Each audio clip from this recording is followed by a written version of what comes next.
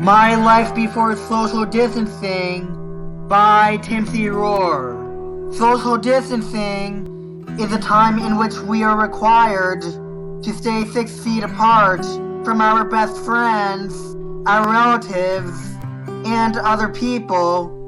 In addition, we are required to wear face masks while we are socially distancing from other people. There are also other strict restrictions that we all must obey to keep everyone safe from COVID-19. We must refrain from having parties and having group meetings. The stress and anxiety that is triggered by social distancing and other strict restrictions is what I've been through before COVID-19 existed. This is because I have autism and a few other learning disabilities that coexisted with it. Throughout my high school career, not many people understood me or respected me. Students either thought that I was annoying or that I had no common interests with them because of the differences of my disabilities. Students would exclude me from sitting at their lunch tables, having their phone numbers, and following them on social media. If students ever gave me their phone numbers or followed me on social media, they would either ignore my messages or block me on social media. Since I was excluded from sitting at students' lunch tables and keeping in contact with them, I therefore was excluded from hanging out with them at beaches, parks, restaurants, and other places. I often saw pictures and videos on social media of students having fun at those places without inviting me to join in with them. I wished that students invited me to join in their group gatherings and parties. I often lived in my own quarantine because students rarely gave me, or other people with disabilities, the chance to join in their circle of friends. Just like how the COVID-19 pandemic dictates what places we can go to and how to keep in contact with others. Growing up with my disabilities dictated who I can be friends with and how I can maintain contact with them. There were non-disabled people who managed to include me, but they gave me limits of how I was going to be included by them. They would say hello to me in the hallway and volunteer with me. They would also include me to sit with them at their lunch tables if I was lucky. I was often told to maintain social distancing from non-disabled people, whether they excluded me or included me partially.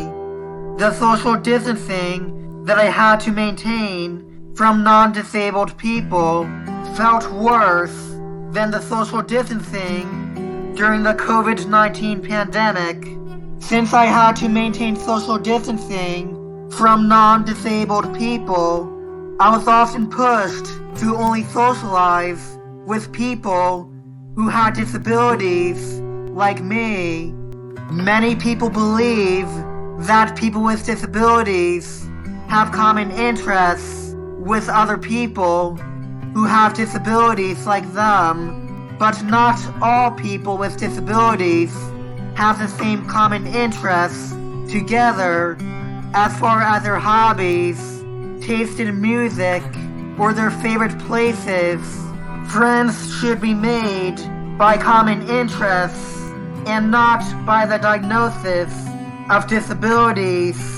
Being told to maintain social distancing from non-disabled people made me angry and depressed. I had a bad reputation in high school because of my disabilities.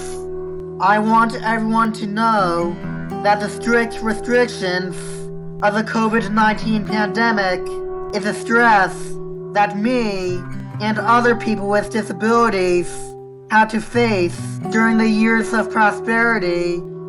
After high school, I decided to make it my mission to educate people about disabilities.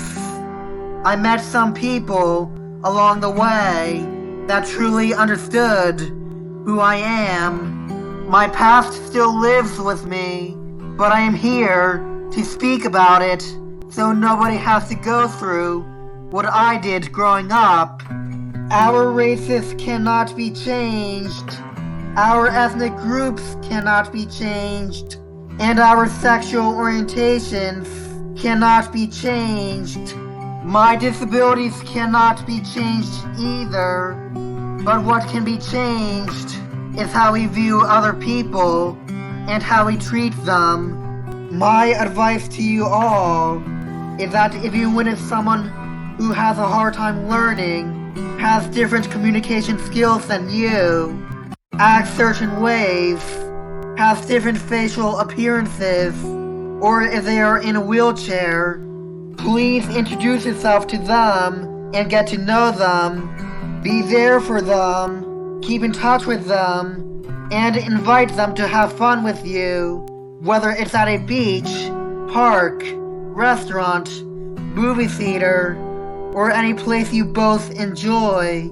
Being a friend to someone with a disability makes them feel happy, and it will make you feel happy too. Please subscribe to my YouTube channel, Tips for Inclusion, the number 4, and check out my other videos. Check out my website and social media